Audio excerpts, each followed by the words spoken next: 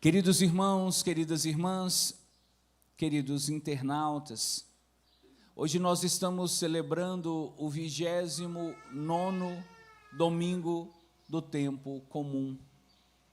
Estamos também celebrando o Dia Mundial das Missões e, portanto, estamos hoje rezando e comemorando o fato de tantos irmãos e irmãs que saem pelo mundo para levar a palavra de Deus, às vezes até colocando em risco a sua própria vida, a sua saúde, mas sempre com o propósito de fazer o Evangelho chegar a um número cada vez maior de pessoas.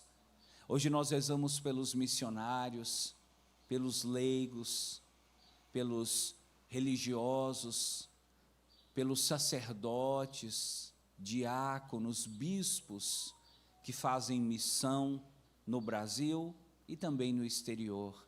Hoje nós pedimos a Deus que dê a eles força, perseverança, sabedoria e muita fé.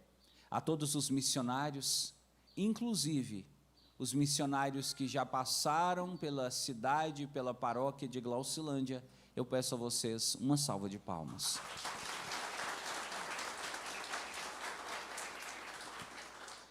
Queridos irmãos, queridas irmãs, hoje a igreja nos traz um texto do Evangelho de Mateus, que traz uma das frases mais famosas de Jesus. Talvez se nós tivéssemos a curiosidade de fazer assim, o top 10 das frases mais famosas de Jesus, as frases de Jesus que mais pegaram, que mais caíram no gosto do povo, que mais são repetidas pelas ruas, nas conversas e até dentro das igrejas, essa frase com certeza estaria na lista das mais famosas de Jesus. Foi quando Jesus disse aos fariseus, aos herodianos: dai a César o que é de César, complete a frase. E a Deus o que é de Deus. Veja que essa é uma frase tão famosa que todo mundo conhece.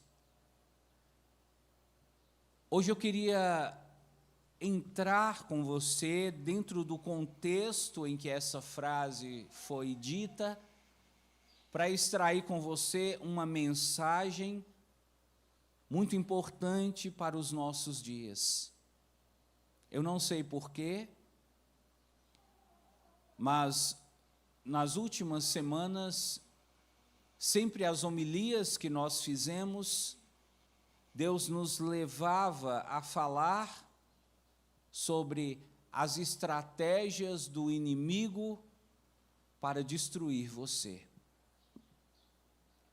As maneiras como o inimigo age para fazer com que você se entregue, desista e chegue ao ponto até de pensar em tirar a sua própria vida. No domingo passado, não sei se você estava aqui, não sei se você, internauta, estava acompanhando ou se você pôde assistir à homilia, nós falávamos da tristeza como um instrumento que o inimigo de Deus utiliza para nos retirar a alegria de pertencermos ao reino de Deus. Hoje, eu quero mais uma vez falar para você de uma outra estratégia do inimigo, e nós vamos utilizar esse texto, mas até eu chegar nesse texto, eu vou ter que preparar o terreno do seu coração, trazendo para você algumas informações históricas que vão te ajudar a compreender esse texto. Veja, tudo começou por causa de uma pergunta que fizeram para Jesus. O texto diz assim: os fariseus fizeram um plano para pegar Jesus. Então, eles fizeram uma armadilha para Jesus. Amém? Eles mandaram seus discípulos, mandaram também alguns do partido de Herodes, e essas pessoas chegaram para Jesus, primeiro fazendo elogios, e depois dizendo assim: é lícito ou não pagar o imposto a César? A pergunta foi essa: é lícito ou não pagar o imposto a César? Para você entender do que esse pessoal estava conversando e por que fizeram essa pergunta para Jesus e usaram essa pergunta como uma armadilha, eu preciso contar para você a história. A história de Israel, que aliás está passando por um momento tão difícil que, por um lado, facilita, mas por outro, dificulta a nossa reflexão. Você deve ter percebido que, nos últimos tempos, tem se falado muito na televisão sobre a guerra de Israel. Quem viu alguma notícia sobre isso, diga amém. Amém. E o que torna essa guerra de Israel muito complicada? O fato de que Israel está cercado por outros países, de outras culturas, de outras religiões, e Israel é um país pequenininho. Pessoal, só para vocês terem ideia do tamanho de Israel, você já deve, pelo menos por alto, ter ouvido falar de um estado brasileiro chamado Sergipe. Amém? Amém. Tem alguém aqui que já esteve em Sergipe? Diga amém. Tem? Você? Tem um irmão ali que já esteve no estado do Sergipe. Só para você ter ideia, Israel é mais ou menos do tamanho de Sergipe, que é o menor estado do Brasil. Então veja, Israel é pequenininho, bem pequenininho. Mas esse país, no decorrer da sua história, foi invadido muitas vezes. O que a gente viu acontecer no dia 7 de outubro, o Hamas invadindo Israel, nós vimos ao longo da história acontecer muitas outras vezes. Muitas outras vezes. O país de Israel, o povo de Israel, foi invadido já pela Assíria, depois foi invadido pela Babilônia, depois foi invadido pela Pérsia, depois foi invadido pela Grécia, pelo Império do Grande Alexandre, e depois foi invadido pelo Império Romano. E qual era o sistema do Império Romano? Quando eles invadiam um país, quando eles conseguiam neutralizar o exército daquele país, o país passava a ser uma colônia do Império Romano, uma colônia de Roma. Quem está conseguindo acompanhar, diga amém. Amém. Então, como o Império Romano tinha invadido Israel e tinha vencido Israel na guerra, Israel se tornou uma colônia romana. Ô padre, o que é uma colônia romana? Uma colônia é um lugar onde tudo depende da sede, ou depende da metrópole, ou depende do país que exerce domínio sobre ele. Por exemplo, o Brasil já foi colônia de Portugal. Portugal invadiu o Brasil, não tinha exército para nos defender, né, dona Maria? Tinha um bocado de índio com flecha, sem ponta, não sabia lutar. Portugal venceu os índios e disse: essa terra é nossa. No caso de Israel foi parecido. O Império Romano chegou e falou: essa terra é nossa, agora nós que mandamos isso aqui, nós somos o dono disso aqui, e vocês agora devem prestar obediência a nós. Nós que mandamos no pedaço, nós que somos o rei disso aqui, ó. E então o Império Romano estabeleceu uma taxa que todo mundo tinha que pagar para sustentar o Império Romano. Todo o povo de Israel agora tinha que pagar um imposto para Roma. Por quê? Roma é quem cuidava de Israel. O exército que andava nas ruas não era o exército de Israel, era o exército de Roma. Imagina, por exemplo, se Glaucilândia fizesse parte de Israel naquele tempo. E aí, de repente, começou uma briga e precisou de chamar a polícia. Aí você liga, alô, polícia, vem aqui na minha casa, ó, teve uma briga aqui, fulano bateu no ciclano, está sangrando, vem cá. A polícia que ia vir não é a polícia de Glaucilândia, é a polícia de Roma. Então, eles assumiram a defesa de Israel, eles falaram, nós vamos defender vocês, mas vocês vão ter que pagar. E o imposto era alto, pessoal. O imposto era caro, pessoal. E as pessoas não gostavam de pagar aquele imposto. Responde para mim, se você estivesse vivendo naquele tempo em Israel, o seu país foi invadido, vocês perderam o domínio do país, agora chegou um povo de fora, e você ainda tem que pagar imposto para esse povo, você ia gostar disso, sim ou não? Não.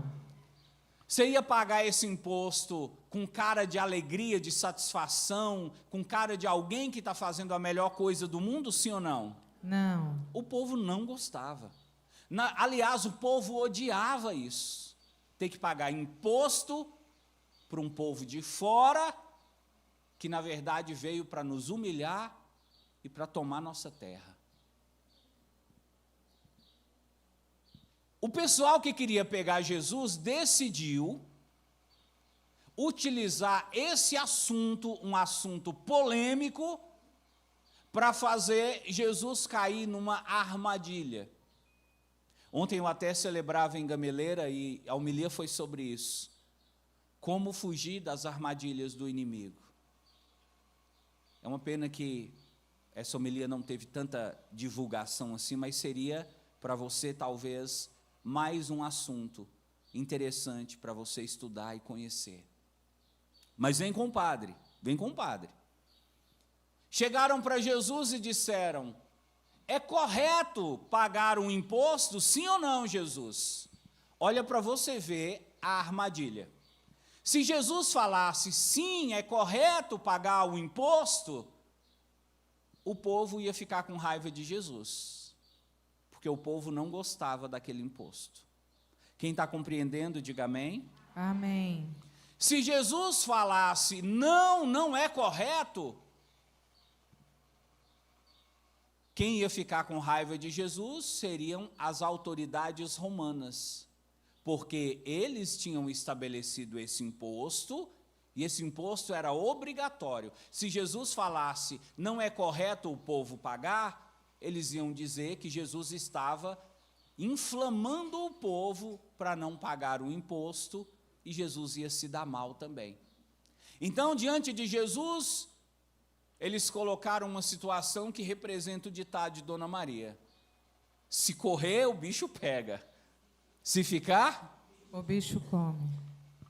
E eles falaram, nós vamos pegar ele agora. O que ele falar, a gente vai conseguir fazer ele sofrer as consequências. E olha qual foi a saída de Jesus. Jesus falou para eles, mas vocês são hipócritas, viu? Se fosse aqui no norte de Minas, Jesus iria dizer, mas vocês são cara deslavada. Vocês são descarados, viu? Vocês não têm vergonha na cara, não, suas muquiças? Aí Jesus falou para eles assim, traz uma moeda para mim. E eles trouxeram uma moeda. Lembrando, como era o Império Romano que dominava Israel, a moeda que circulava no meio do povo não era a moeda de Israel, era a moeda do Império Romano. E na moeda do Império Romano, havia o rosto de César, o imperador romano. Para mostrar para o povo, essa moeda aqui não é de vocês, essa moeda é do Império Romano. Jesus pegou a moeda, olhou para a moeda, mostrou para eles, olha para a moeda. De quem é o rosto que está gravado nessa moeda? E eles responderam o quê? César. E Jesus disse, então, está resolvido o problema. Dê a César O que é de César. dê a Deus. O que é de Deus. E assim Jesus deixou todo mundo, como diz Dona Maria, com a cara de tacho, com vergonha, sem saber onde colocar a cara, e Jesus saiu pleno, de cabeça erguida, mostrando para eles, vocês não conseguem me pegar nas suas armadilhas. Aí você me diz assim, ô padre, mas o senhor falou que ia nos mostrar as estratégias do inimigo utilizadas contra nós. Vou te mostrar. Mas para te mostrar, eu tenho que focar nesse gesto de Jesus. Ele estava respondendo, dai a César o que é de César. Quando Jesus disse, dai a César o que é de César, ele estava se referindo a quê? A moeda. Concorda? Diga amém. Amém. Ele estava se referindo à moeda. Essa moeda não tem o rosto de César, não tem a imagem de César, então ela pertence a César. Dê a moeda para César, porque é o rosto de César que está na moeda. E Jesus disse, dá a Deus o que é de Deus. Ele estava se referindo a quê?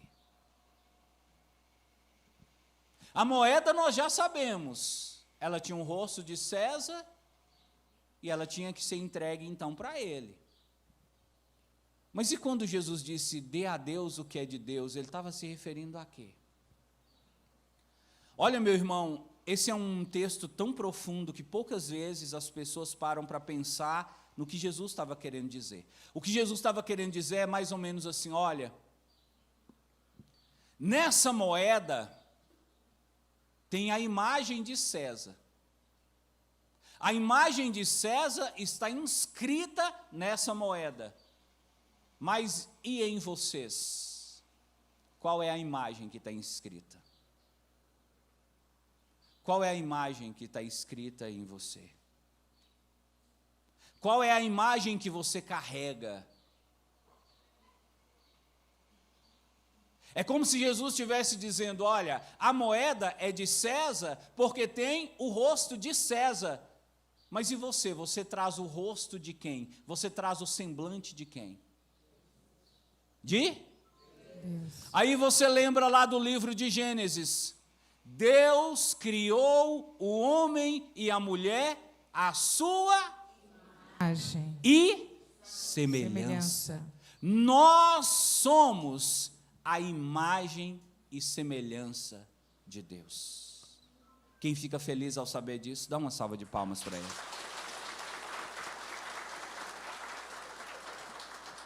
Eu quero que você bata no peito e diga assim, eu sou a imagem e semelhança de Deus. Fala. Eu sou a imagem e semelhança de Deus. Aponta o dedo para o seu irmão do seu lado e fala, você é a imagem e semelhança de Deus. Você é a imagem e semelhança de Deus. Agora vamos falar para os internautas que estão em casa assim, nós somos imagem e semelhança de Deus. Fala. Nós somos imagem e semelhança de Deus. Querido, querida, olha só, como a imagem carrega, como a moeda carrega a imagem de César, você carrega a imagem de Deus. Você precisa saber disso. Pode.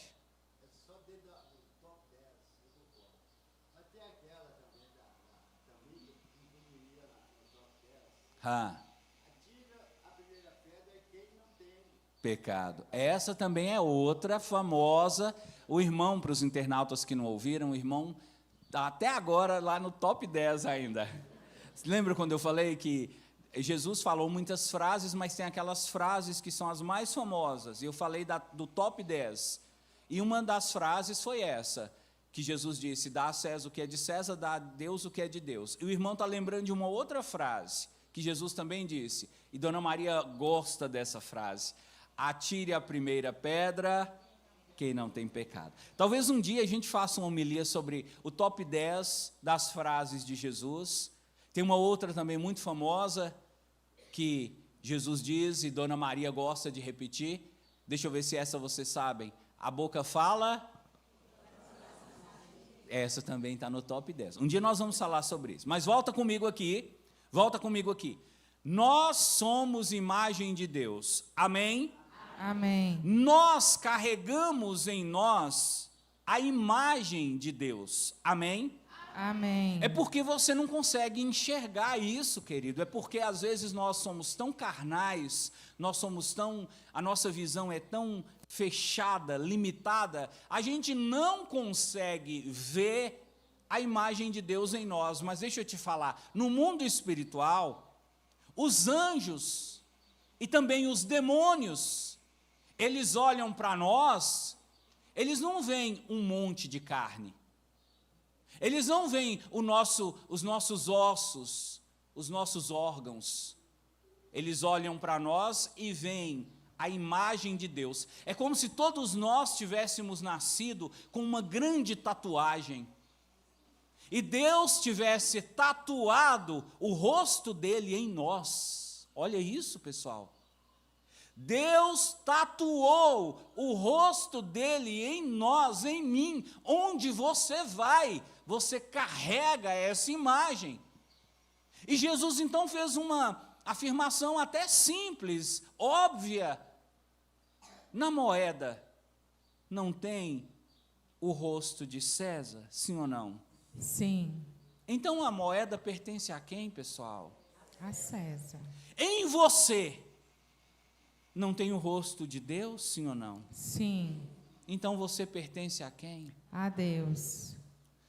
É aqui que está o ponto central da homilia. Você pertence a Deus. Você é de Deus. Você já nasceu com a marca de Deus em você. Ninguém apaga. Nem o seu pior pecado é capaz de apagar essa marca de Deus em você.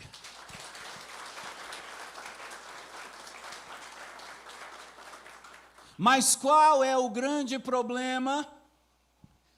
O inimigo de Deus, Satanás, o diabo, ele olha para você e vê a marca de Deus em você, ele sente ódio. Sabe por quê? Porque ele tinha essa marca e ele perdeu a marca. E você tem a marca e ele quer roubar de você. Pergunta que eu faço para você: Satanás pode roubar a marca de Deus que existe em nós, sim ou não? Não. Ele não pode, ele não consegue. Ele não consegue. Não tem como apagar isso. Olha, nem a morte pode apagar a marca de Deus em você. Então, qual é a estratégia do inimigo, já que ele não pode roubar e tirar de você essa marca? Fazer você acreditar que você não tem essa marca, que você não é de Deus, e fazer você viver como se você tivesse a marca de César, e se você fosse de César. Então a estratégia do inimigo é todos os dias mostrar para você: você não é de Deus. Você não é de Deus. Deus não é seu pai, você não é filho de Deus, você não vai para o céu, você não vai ser salvo. Sabe por quê? Porque você não presta, você não vale nada. Você é pior do que o cocôzinho do mosquito, do cavalo, do bandido. Aí Dona Maria fala: vixe, padre, isso mesmo. Você não vale nada, você não é uma pessoa especial, você não é importante, ninguém da sua família te ama, seu marido não te ama, sua esposa não te ama, sua mãe, você não sabia, deixa eu te falar, sua mãe, quando você estava na barriga dela, sua mãe queria te abortar. Você é um aborto que não deu certo. Está ouvindo? Satanás fica o dia inteiro na sua cabeça falando isso. Sabe por que seu patrão te mandou embora? Quer saber?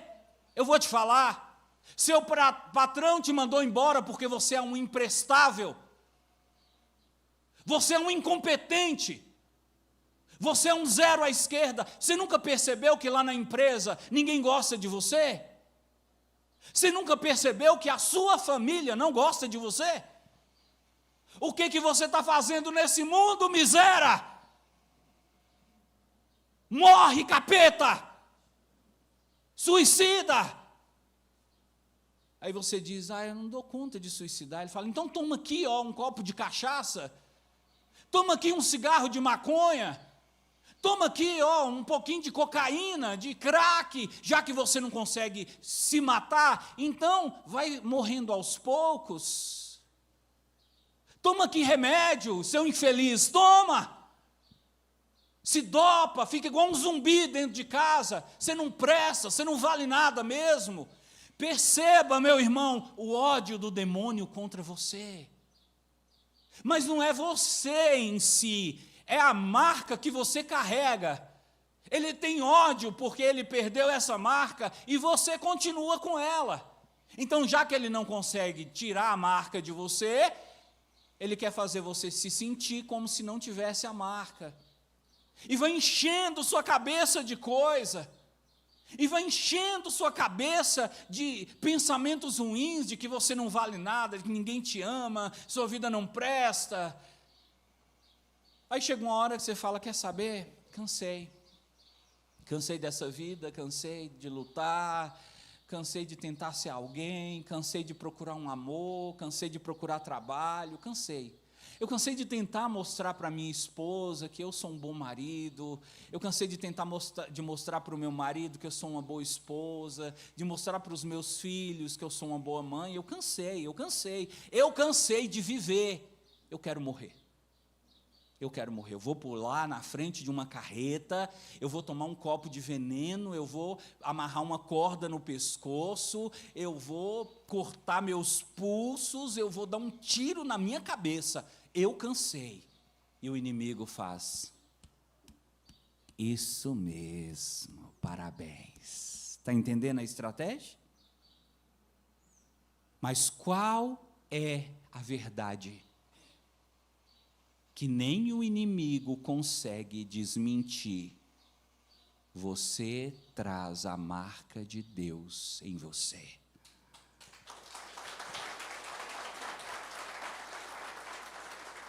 Você não pode deixar que o inimigo venha sufocar você com esses pensamentos, com essas palavras, com esses sentimentos. E todas as vezes que você começar a achar que ninguém te ama, que ninguém gosta de você, que você é um zero à esquerda, que você não deveria ter vindo ao mundo, pegue uma cruz, olhe para a cruz e diga, como eu posso não ser ninguém? Se Jesus morreu na cruz por mim, como eu posso não ter valor nenhum se Jesus entregou a vida dele pela minha? Se Jesus, o Filho de Deus, o Santo, o Emanuel, morreu por mim, esse é o maior sinal, essa é a maior prova de que eu tenho valor, de que eu sou alguém. E você começar a pensar, o meu pai, a minha mãe, pode não gostar de mim, mas Jesus me ama. Meu marido pode não gostar de mim, mas Jesus me ama. Meus filhos podem ter me abandonado, mas Jesus me ama. Meu marido pode ter me largado, minha esposa pode ter me traído, mas Jesus me ama. Meus irmãos podem ter me bloqueado no WhatsApp, meus irmãos podem ter me renegado, os meus pais podem ter me excluído da herança que eu poderia receber, mas Jesus me ama. Quer saber de uma coisa? Eu não me importo se o mundo me odeia.